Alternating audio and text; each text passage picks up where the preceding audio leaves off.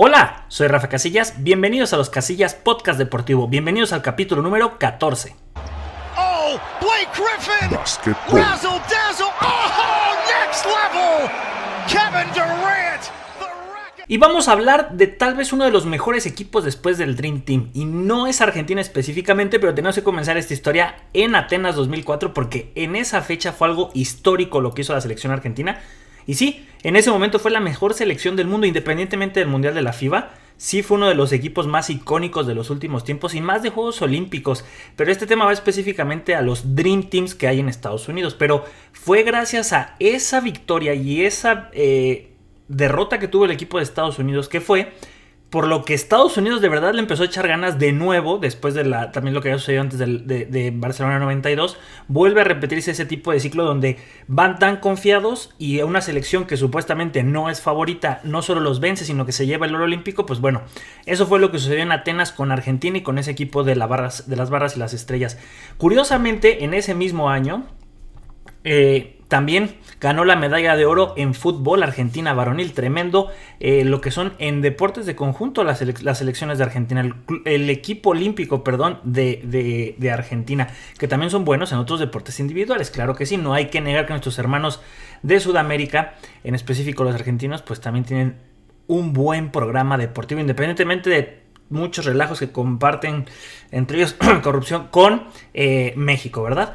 Pero pues nuestra historia va en lo que sucedió con el equipo de las barras y las estrellas. Como les digo, fueron eliminados en semifinales y se tiene que conformar con la medalla de bronce, un equipo que tenía a Allen Iverson, a Tim Duncan, a LeBron James, a Carmelo Anthony, Dwayne Wade y el otro era Carlos Boozer, que ahorita vamos a platicar de ellos porque fueron los que repitieron, porque después de este descalabro en la historia del básquetbol de los Estados Unidos, pues se tiene que hacer un proyecto dirigido por Mike Krzyzewski, que le dijeron: oye, tú sabes cómo manejar equipos que sepan jugar en conjunto, porque Juegos Olímpicos, el básquetbol internacional es en conjuntos, no se trata de tener 1, 2 o 3 estrellas y que todos jueguen para ellos y vayan por los rebotes, roben balones y que se los pasen a estas estrellas, no.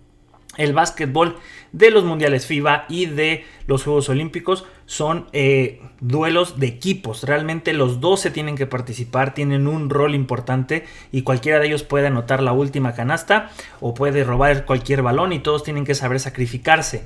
Entonces Mike Krzyzewski, un director de universidades, específicamente de la Universidad de Duke, que ganó varios campeonatos de la NCAA a nivel universitario, y dijo: va, tomo las riendas de este equipo, si tuvimos un descalabro, voy a tomar parte de los que jugaron en los Juegos Olímpicos de Atenas 2004 porque se veía una generación muy importante, de los cuales repiten Dwayne Wade de ese draft del 2004, si no me equivoco. Déjenme saber en las redes sociales o en los comentarios si es de otro draft si me estoy equivocando. Pero estaba Dwayne Wade, estaba Carmelo Anthony, Carlos Boozer no, pero era un poste muy importante e imponente en ese momento, al inicio de los 2000, casi finales de la primera década del siglo XXI. Y claro que sí, LeBron James también fue parte de ese descalabro y repite para los Juegos Olímpicos de Beijing 2008. ¿Quiénes son los que después se unen para formar estos 12 jugadores que iban a ser la selección de la redención? Se tenían que volver a encontrar con la mejor versión de un equipo de los Estados Unidos y pues los acompañaron el actual director técnico, el actual coach de Dallas Mavericks, así es, en la NBA, que llegó a la final en la temporada pasada, y este año Dallas es todo un relajo, pero bueno, en aquel entonces estamos hablando de que históricamente es el tercer jugador con más asistencias y con más robos en la historia de la NBA, a ese grado Jason Kidd. Después Chris Paul, que es el segundo jugador con más robos y más asistencias en la historia de la NBA, difícilmente será el primero, solamente están tanto Jason Kidd como Chris Paul por detrás de Stockton. Pero bueno, también lo llevaron un jugador que relativamente es pequeño en términos de altura de la NBA, 1.83, pero su talento y su IQ para entender cómo se juega el básquetbol en todas las posiciones, es realmente increíble la manera en que tiene esta visión este señor, y lo que pudo haber sido el proyecto de los Lakers si hubieran dejado que Chris Paul llegara con Kobe Bryant en su momento, pero bueno, no sucedió. Otro que también es de ese draft tremendo donde estaba Carmelo Anthony, Dwayne Wade y LeBron James, era Chris Bosh, que a la postre pues iba a jugar junto con Dwayne Wade y con LeBron James en los Miami Heat y se iban a llevar 2 anillos de la NBA, pues también lo llevaron a este señor poste. Después tenemos a Tyshawn Prince. Es el único del equipo que realmente no sé mucho sobre él, pero bueno, lo llevaron y siempre en una alineación de 12 pues se necesita uno que pueda sacrificar ese lugar, que sepas que si entra pues va a mantener el balón un poco y va a hacer lo necesario, pero las estrellas son otros, ¿no? En esta última selección que fue a París yo diría que a lo mejor fue Drew Holiday y es uno de esos jugadores que no encajarían en este rol, pero sería el menos conocido para muchos y ya hasta campeón de la NBA fue. Después tenemos a el señor Reed. Este es Michael Redd, que fue All-Star al menos una vez en su vida. Él conocido o recordado más por los Milwaukee Bucks. También tenemos al Superman de la NBA. Tenemos a Dwight Howard, que también se sumó como otro de los centros o aleros pivots para este 12.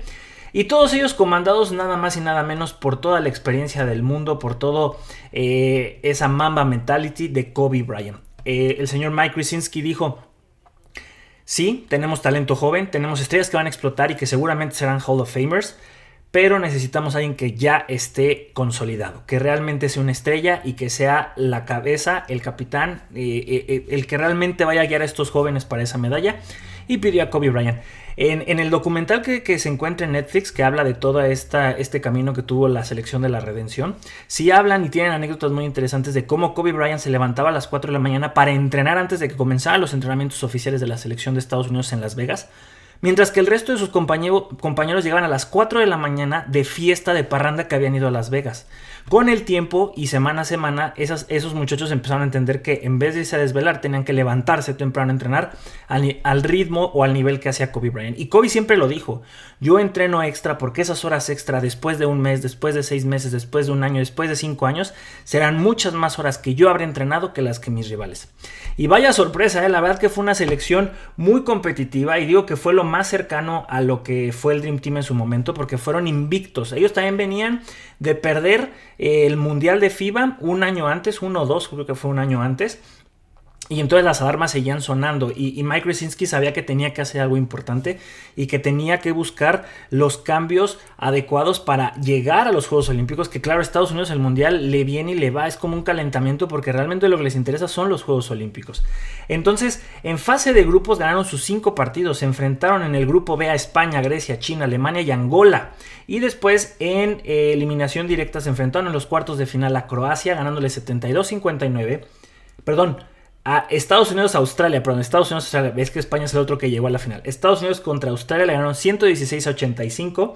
Después en la semifinal vino la venganza de lo que sucedió 4 años antes, muchos flashbacks para 4 de ellos al menos. Estados Unidos contra Argentina le ganaron 101-81 por 20 puntos. Y la final fue contra España, que quedaron 118-107. Fue el partido más cerrado de todos los que tuvieron en el Beijing 2008. Entonces dimensionen el nivel o realmente qué tan dominantes fueron con la mayoría de selecciones a las que se enfrentaron. Se llevan, claro que sí, la medalla de oro, pero muy importante el legado que dejaron esta selección de la redención, que fue: tenemos que tomar las cosas serias. Tanto fue así que al menos duraron unos cuantos ciclos. Duraron Beijing, después Londres dominando, después Río 2016 dominando, Tokio dominando, y no fue hasta París 2024 donde otra vez andaba decayendo la cosa y se empezaron a confiar, a tal grado que en el Mundial FIBA pues ni siquiera quedaron con el bronce, perdieron por la medalla de bronce contra Canadá, si no me equivoco, y con eso pues hizo que un LeBron James, un Stephen Curry, un Kevin Durant levantaran la mano y dijeran: ¿saben qué? Vamos a ir por la medalla de Juegos Olímpicos. Y pues esa puede ser otra historia para otro video. Déjenme saber en los comentarios si quieren que lo hagamos. En nuestras redes sociales también me gustaría escucharlos. ¿Y qué opinan de esta selección de la redención? ¿Les gustó ese proyecto que de esta manera se levantara a Estados Unidos? ¿O a veces parece una falta de respeto que no manden a sus mejores jugadores? Kevin Durant fue a los Warriors de San Francisco, de Golden State, para ganar títulos. Ganó 2 anillos, se llevó 2 MVPs y pues cumplió. Al menos es un jugador histórico, realmente tiene números impresionantes, es una superestrella que no se va a ir en blanco en cuanto a títulos. Pero cuando se fue a Brooklyn, pues lo que él quería era demostrar que no necesitaba de toda la infraestructura y todo el apoyo de Stephen Curry, de Steph Curry, sino que él podía hacerlo en el proyecto de los Nets. Lastimosamente pues no funcionó, sabemos que vino la pandemia, sabemos que hubo una lesión por ahí, y no fue hasta el 2021 cuando regresa, pero a partir de ahí hasta la fecha, su historial en playoffs no es nada bueno. Recordemos que en el 2021, en esta eliminatoria contra los Bucks, que a la postre iban a ser campeones en ese año, fueron eliminados en segunda ronda. Y lo más interesante de todo eso pues fue ese tiro que estuvieron a punto de haber clasificado o haberse llevado esa victoria, si no es porque su pie, que la verdad está pato en el señor, pisó la línea de 3, entonces fue una canasta de 2. Pero bueno, en esa el primer intento al haber entrado en playoffs pues fue con los Brooklyn Nets y fueron eliminados en segunda ronda. Al siguiente año fueron barridos en la primera ronda. Esto fue en el 2022 y la verdad también que es triste verlo porque ese proyecto se cayó. Hay que recordar que estuvo James Harden, que estuvo Kyrie Irving, que muy pocos partidos les tocaron jugar ese supuesto Big Three y que los Nets parecía que por fin iban a tener un super equipo y al final nada de nada. Yo creo que fue uno de los peores proyectos de super equipos que se ha habido en la historia de la NBA. Y pues con eso, y también que ya hubieron muchos roces y que no se entendían con el entrenador que estaba en ese entonces, Steve Nash, pues pide que lo traspasen, y esto fue en el 2023, y llega con los Phoenix Suns, donde pues ahí se supone que ya estaba feliz, que ahora sí iba a estar en un proyecto con el que pudiera competir. Aparte los Suns venían de jugar una final de la NBA que lastimosamente perdieron en su momento. Y pues él iba a hacer esa pieza clave para que pudieran llevar más lejos. Lastimosamente en ese primer ronda de playoffs, porque en temporada regular solamente jugó 8 partidos, pues fueron eliminados en la segunda ronda en ese 2023. Entonces al siguiente año le dicen, ¿sabes qué? Vamos a hacer así un super equipo, porque la verdad es que al parecer Kevin Durant no puede trabajar si no es con un super equipo. Ya tenían a Devin Booker, pero les hacía falta uno para tener un Big Three, y trajeron a Bradley Beal con un super contrato y que también se la pasó lesionado. Entonces cuando pasan a la ronda de playoffs, los eliminan barriéndolos 4-0 en la primera ronda en ese 2024. Y la cosa se pone todavía peor para este año, porque ni siquiera van a jugar el play-in. La situación con Devin Booker, pero bueno, más que nada con Kevin Durant y también Devin Booker, porque es parte de ese equipo, es que han ido de menos a más, de haber sido eliminados en la segunda ronda, después el siguiente año barridos en primera ronda, y ahora ni siquiera van a jugar el play-in. ¿Qué pasa con este Kevin Durant? Que supuestamente ya ha estado más sano, pero que no tiene un equipo con el que pueda jugar. Ahora, la situación también con Durant es que durante el cierre de los traspasos de esta temporada en el 2024-2025, pues él quería que trajeran a Jimmy Butler. O sea, él sigue pidiendo que le sigan trayendo jugadores estrellas porque de verdad ya no pudo. Lastimosamente los Suns tuvieron ahí una opción, o una de las propuestas que llegaron a poner sobre la mesa era que lo intercambiaran a él sin haberlo consultado, porque él se maneja diferente. Recordemos que es una superestrella. Cuando se entera Kevin Durant, que no se debió de haber enterado, pero se entera, pues obviamente se enojó con la directiva y dijo, ¿saben qué? Me queda un año de contrato, que es el siguiente, el 25-26, pero yo quiero que me traspasen. En temporada, en off-season, en la temporada baja, cuando ya se acabe este año, quiero que me traspasen a otro equipo. Va a ser complicado porque tiene un sueldo arriba de los $50 millones y hay que ver qué equipo quiere absorber a un jugador de más de 35 años, creo que ya tiene 36, 37, sí, tiene mucho talento, sobre todo es un gran francotirador de media y de larga distancia, y también tiene mucha altura, es un unicornio como muchos llaman a los jugadores muy altos, pero en los últimos años ha demostrado que no tiene ni la cabeza, ya ni los recursos para poder llegar más lejos en playoffs, tan siquiera en playoffs. Podrías decir, sí llegaron a unas finales de conferencia, llegaron a las finales de la NBA, la perdieron, pero ni siquiera eso, no se quedó a nada de conseguir algo. Llegaba a playoffs y en este año ni siquiera llega y ya no hace nada. Entonces los mejores años de Kevin Durant, que fue un jugadorazo, fue MVP de la NBA, fue 2 veces MVP de las finales de la NBA, son grandes números y seguramente va a ser un Hall of Fame. Tiene 4 medallas de oro de Juegos Olímpicos.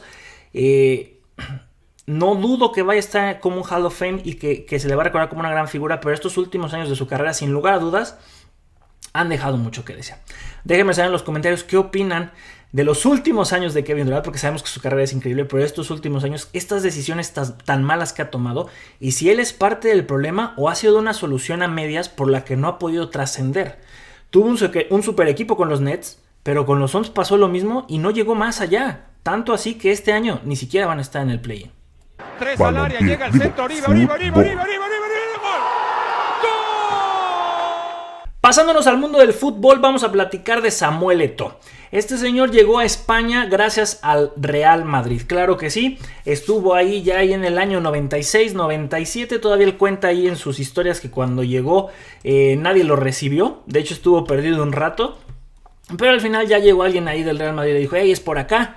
Y pues a los primeros años ahí medio se intentó adaptar, pero pues resulta que en la 97-98 lo mandan de préstamo al Leganés. Ahí estuvo un año, tuvo 30 partidos, anotó 4 goles, 5 asistencias.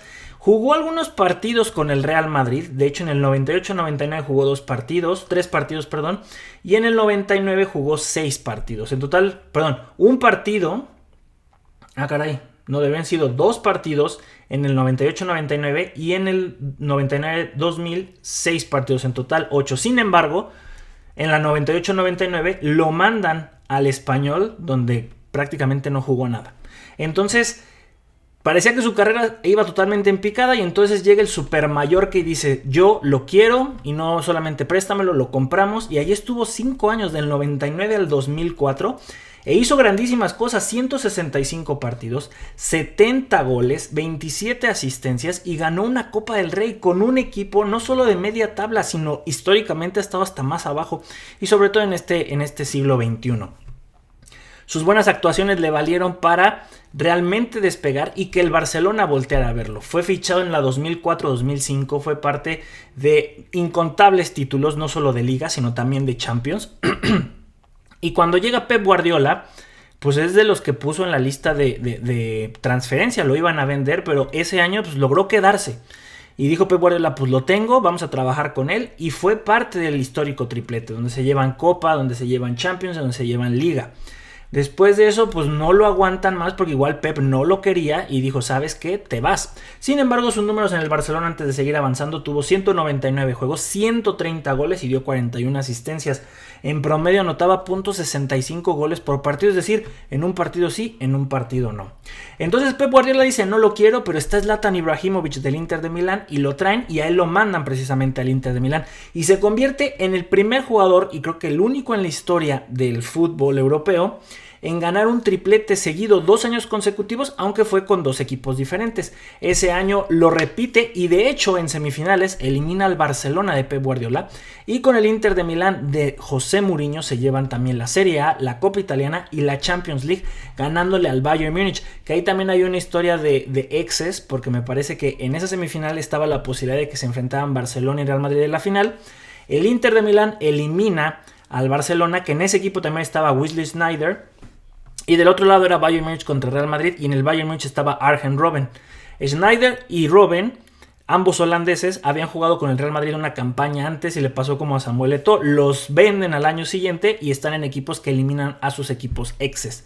Lastimosamente, pero en la final pues ya nada más podía llevarse el título uno de ellos y es Wesley Sneijder el que se lo lleva. Con el Inter de Milán jugó 2 temporadas y media, jugando 102 partidos y anotando 53 goles.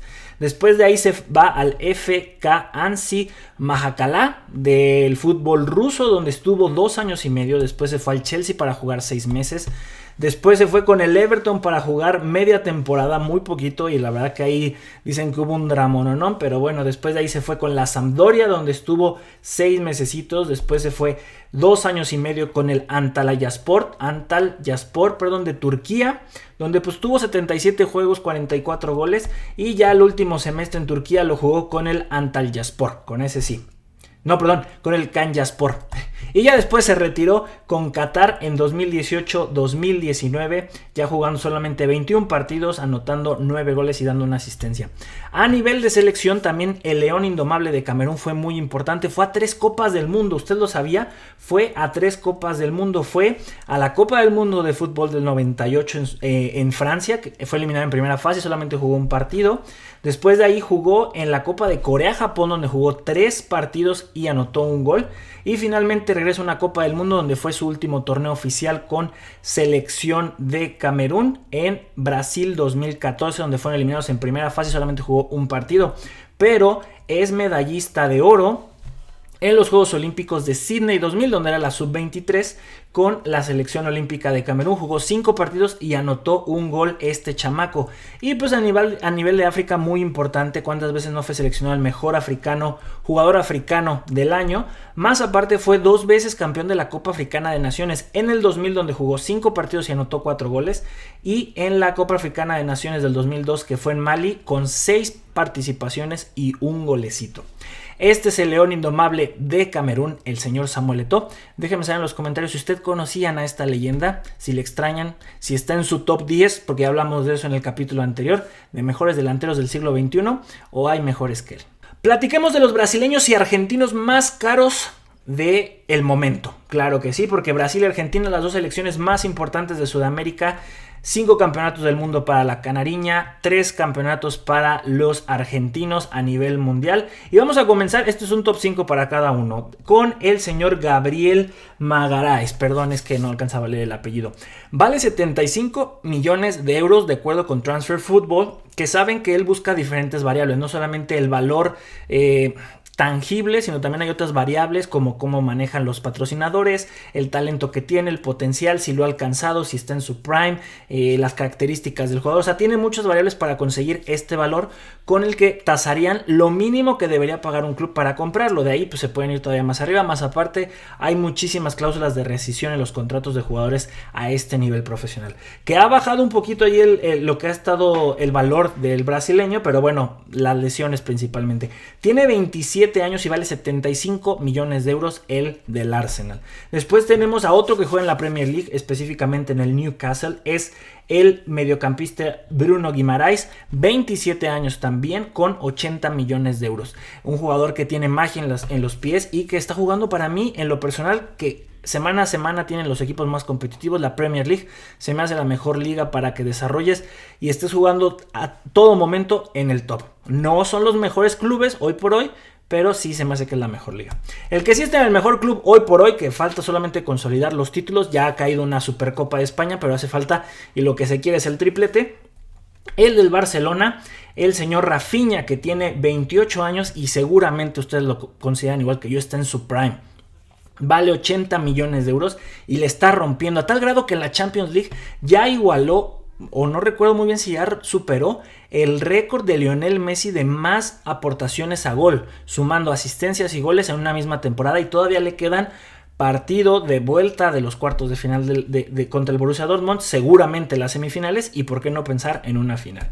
Después tenemos a Rodrigo. Los dos mejores son del Real Madrid. Si a mí me dejan elegir, yo me quedo con Rodrigo. Es un jugador que tiene muchísimo talento, su techo todavía me parece que está muy lejos, un extremo derecho está muy lejos, me parece que es un extremo derecho muy discreto, que trabaja muchísimo y que como Vinicius tiene muchísimo talento, pero este señor no se anda cayendo en el victimismo, y el equipo o sus compañeros lo saben. Entonces, Rodri tiene 24 años, todavía es un chamaquito y vale 100 millones de euros. Tal vez las variables de la parte comercial, el aporte ofensivo seguramente todavía falta un poquito, pero esos detalles lo dejan a la mitad del valor que tiene Vinicius Jr., que hoy por hoy es el jugador de best de acuerdo con la FIFA y vale 200 millones de euros. A pesar de que tiene los mismos 24 años que Rodrigo, es considerado un jugador más importante y que tiene más peso en la plantilla del Real Madrid y también de la selección brasileña, aunque tanto con los merengues como con la canariña, sus compañeros han demostrado de que pues no lo aguantan mucho, porque sí, a este jugador lo amas o lo odias.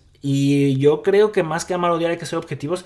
Es un jugador que sí ha sufrido temas fuertes con su raza, pero también ha caído en el victimismo y en la provocación. Que eso, si lo vas a utilizar, puede ser un arma de doble filo si después tú no te aguantas. También se trata de, si estás provocando, vas a aguantar cuando te estén picando, ¿no? Entonces, ahí es el tema. Nadie niega que tiene un gran talento. Creo que sus números están muy lejos y distan de lo que se espera de un Balón de Oro, pero hay quienes consideran que no. No sé si es por la camiseta del Real Madrid, porque sus números están desinflados, al menos con los que estaba compitiendo para el Balón de Oro del 2024, pero fue más bien los títulos en conjunto lo que parecía darle el peso por lo que estaba haciendo Vinicius. Estos son los 5 más caros de Brasil. Ahora nos vamos con Argentina y de antemano les digo, Messi no está, ¿ok? Lionel Messi ya lleva un buen rato que no está entre los más caros, sobre todo por su edad, pero el talento nadie se lo niega a tal grado que con más de 37-38 años va a la Copa del Mundo de México, Estados Unidos, Canadá. En el número 5 tenemos al defensa central, el Cuti Romero del Tottenham, con 55 millones de euros, tiene 26 años de edad, un defensa sólido, inteligente, que sabe manejar bien a la saga de centrales y también desde la parte defensiva, y que Argentina lo aprecia mucho. Después tenemos al que fue el jugador joven más importante de la pasada Copa del Mundo en Qatar 2022, el señor Enzo Fernández, jugador del Chelsea. Hoy ya tiene 24 años, ya no es un chamaco, ya tiene toda la experiencia y más después de estar jugando en grandes equipos. Creo que jugó primero en Portugal y ahorita jugando en Inglaterra, que no está en el mejor Chelsea de la historia, pero de todos modos es importante referente ahí en el club de Londres. Vale 75 millones de euros y se espera que sea de esos grandes referentes y pilares de la selección argentina en esta próxima Copa del Mundo en busca del bicampeonato. Después tenemos al señor Alexis McAllister. Sí, McAllister va separado, no es junto. Este jugador ya jugaba en la Premier League, fue fichado por el Liverpool y sigue teniendo grandes números. Es un gran creativo, tiene 26 años y la verdad que se ha hecho de un nombre propio en Europa y en el mundo, aparte que ya es campeón del mundo. 26 años, vale 90 millones de euros.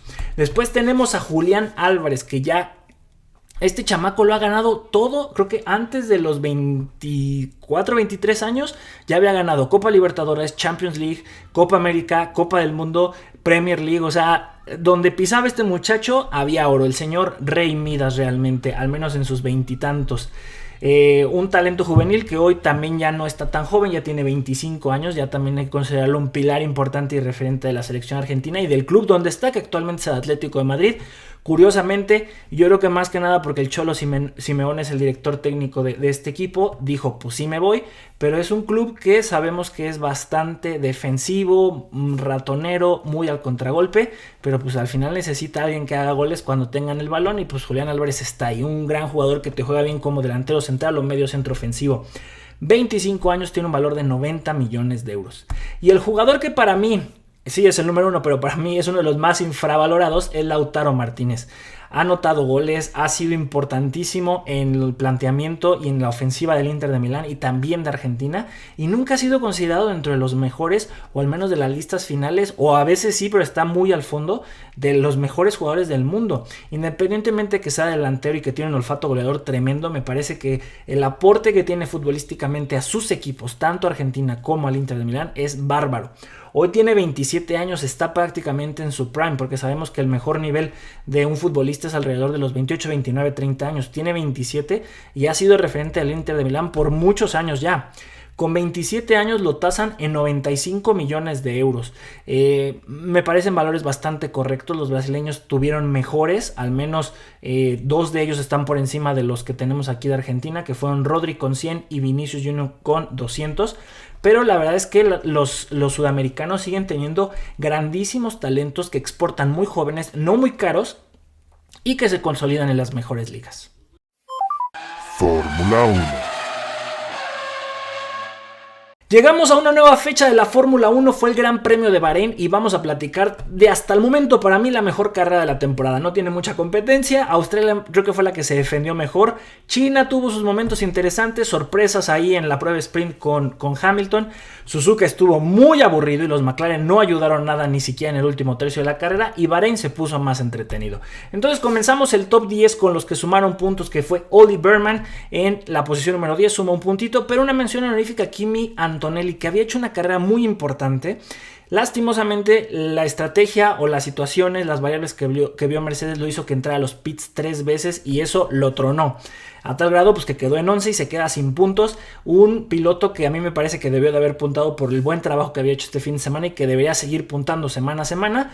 Pero pues hay gestiones del equipo que es parte de este deporte.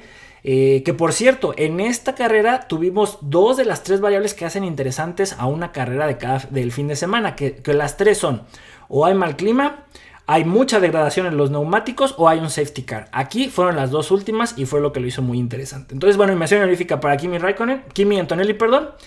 Todavía recordamos a Raikkonen. Y Ollie Berman, que se queda con la 10ª posición. Muy bien por Ollie, que también increíble. ¿Y usted sabía que el año pasado estos dos fueron compañeros en Fórmula 2?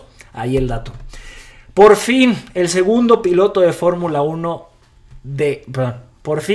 segundo piloto de Red Bull en Fórmula 1 suma puntos. Yuki Tsunoda, que era en el noveno lugar, suma esos puntitos, lo mínimo ya que se esperaba. Ahí va, parece que el japonés está entendiendo y está demostrando pues que Red Bull tiene ahí un coche que puede tener potencial, que pues necesitaba un mejor piloto que Liam Lawson.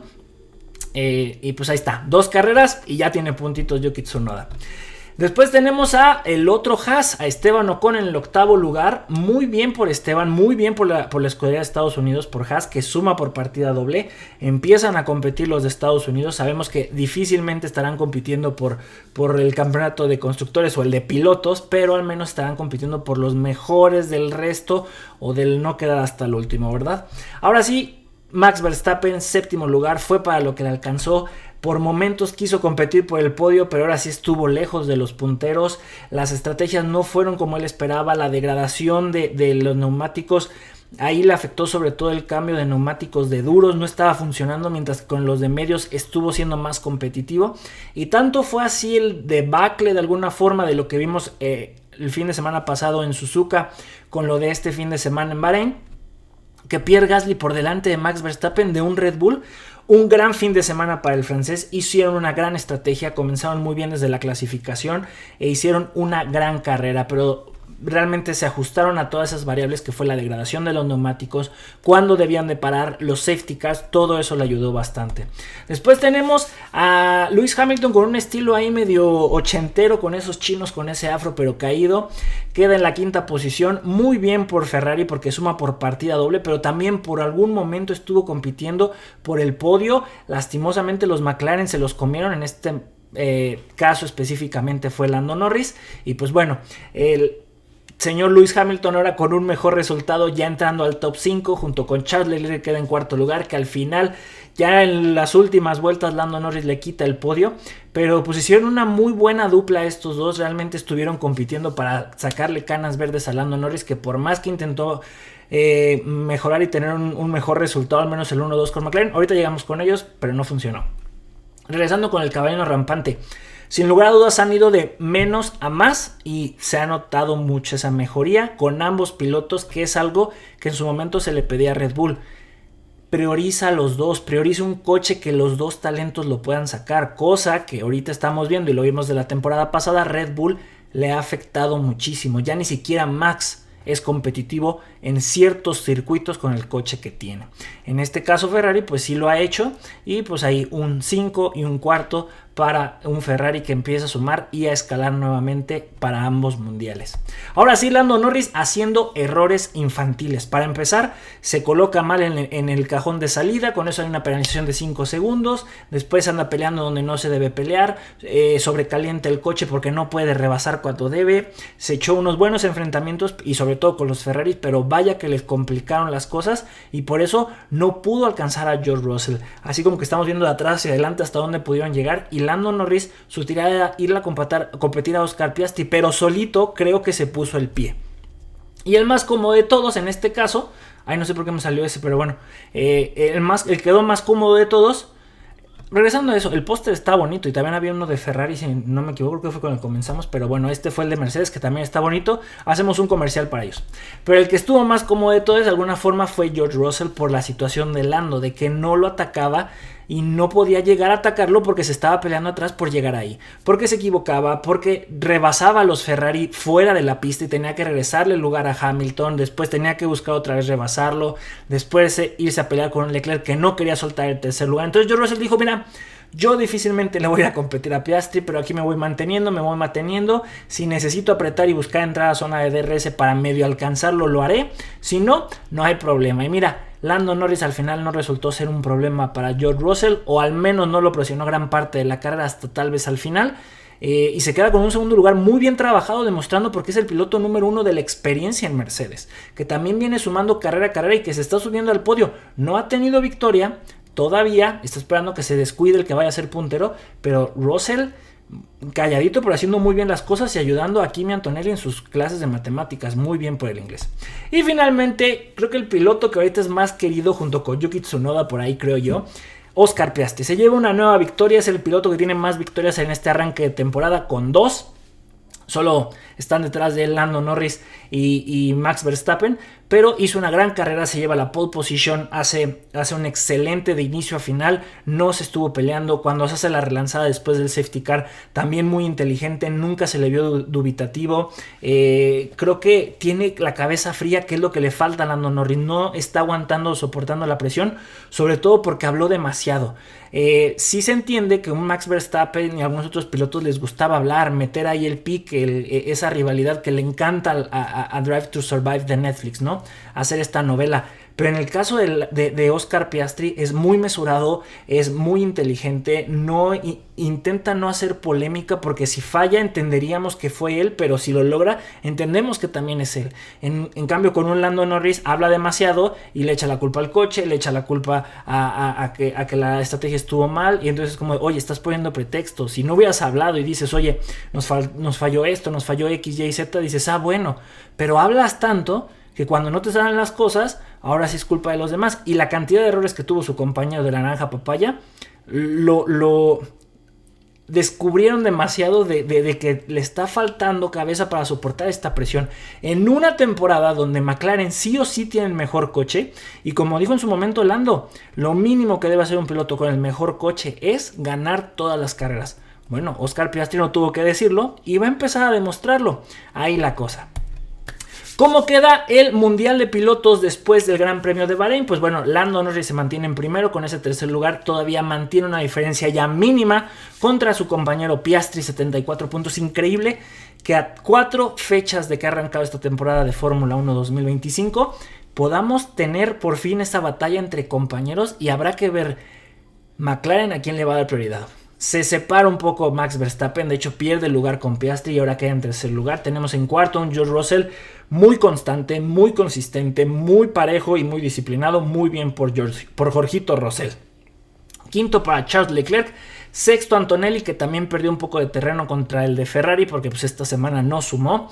Hamilton también se subió, ahora está en séptimo lugar con 25 puntos. Albon no suma, pero se mantiene en el top 10 con sus 18 puntos. Esta vez no le fue nada bien a Williams, y de hecho Carlitos Sainz fue el único abandono por andar de intrépido y ya lo habían penalizado. Al final pues fue el único que se retiró. Ocon en el noveno lugar con 14 puntos que sumó en este fin de semana, y queda en décimo todavía con 10 puntos Stroll. ¿Cómo queda el Mundial de Constructores? McLaren en primero con 151, sus dos pilotos primero y tercero. La semana pasada segundo y tercero, siguen sumando y manteniéndose en los podios. Mercedes, aunque este fin de semana no sumó Kimi Antonelli, pues sí lo hizo George Russell desde la segunda posición muy bien, y están segundos. Tercero para Red Bull, que este fin de semana sí sumaron sus dos pilotos, aunque no fue el resultado que quisieran, ¿verdad? Séptimo, noveno, no esperábamos ver ahí a Red Bull. Cuarto para Ferrari, que suman desde la quinta y la cuarta posición, bien por Hamilton, bien por Leclerc. Haas, que también suman sus dos pilotos, se sube a la quinta posición ahora con 20, solamente le saca un puntito a Williams, que tiene los 18 de Albon y uno de Carlitos Sainz. Los únicos 10 puntos que tiene Aston Martin son de Stroll, 7 de Racing Bulls, que son los puntitos que ya consiguió también Hadjar, o al menos uno por ahí, y los que tenía aquí Yuki Tsunoda. Y ya 6 puntos tanto para Alpine, los primeros que consigue Pierre Gasly, y los 6 que había conseguido Kick Sauber. Qué bueno por todas las escuderías que a 4 fechas de iniciar este Mundial de Fórmula 1 ya todos han sumado. Al menos todos han tenido a uno o a veces a los dos ahí en los últimos lugares, pero han tenido ya pilotos en el top 10. Hay que recordar Kick Sauber hasta cuándo medio pudo hacer algo, o si no pudo, pero bueno, con Yuan Yu ya al final de la temporada del año pasado sumó unos puntitos, pero este año ya sumaron hasta más que el año pasado. Déjenme saber en los comentarios qué les ha parecido hasta el momento este Mundial de Fórmula 1, y sobre todo este fin de semana, que seamos sinceros, sí estuvo más emocionante la carrera. Y así de alegres como Oscar Piastri, pues terminamos este capítulo. Muchísimas gracias a todos los que nos escuchan, nos siguen, nos ven. Recuerden que nos pueden seguir en todas nuestras redes sociales, en Facebook, Instagram, YouTube y TikTok, como Los Casillas Oficial. Ya en YouTube ya estamos empezando a monetizar centavos de dólar, pero ahí vamos. Y en Facebook ya logramos pasar la barrera de los 10,000 seguidores. Muchísimas gracias a cada uno de ustedes. Este proyecto ha ido creciendo a pasos chiquitos pero constantes, y ahí vamos. Recuerden, pueden dejarnos sugerencias, comentarios, quejas en nuestras redes sociales, y pues síganos escuchando semana a semana. Y como dicen, quiero mucho, aquí huele a gas. ¡Fuga! ¡Vámonos!